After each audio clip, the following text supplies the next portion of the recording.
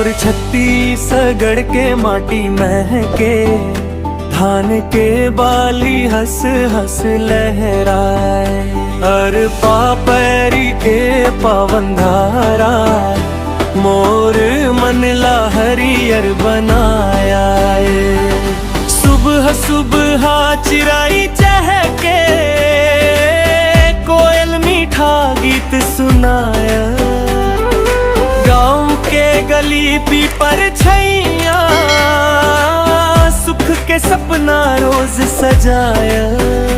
माया अपनापन मीठ बोली, दुनिया भर मन खुशबू छाए। मोर छत्तीसगढ़ के माटी महके, धान के बाली हंस हंस लहरा। हर पापरी के पावन धारा, मोर मन ला हरियर बनाया।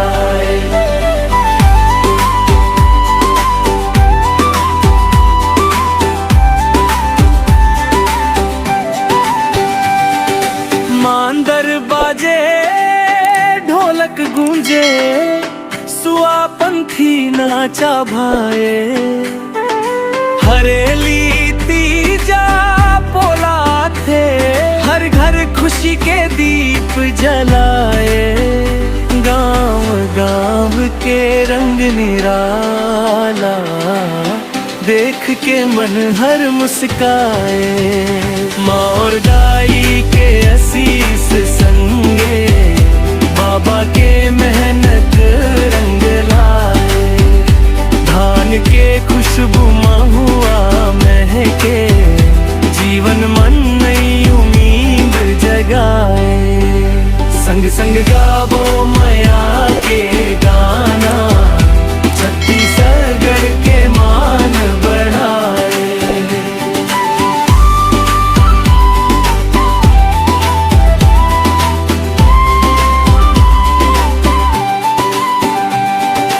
हरियर जंगल नदिया निर्मल धरती, गाथा रोज सुनाए।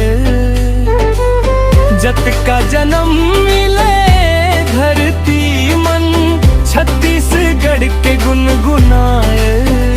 मोर छत्तीसगढ़ के माटी महके, धान के बाली हंस हंस लहराए।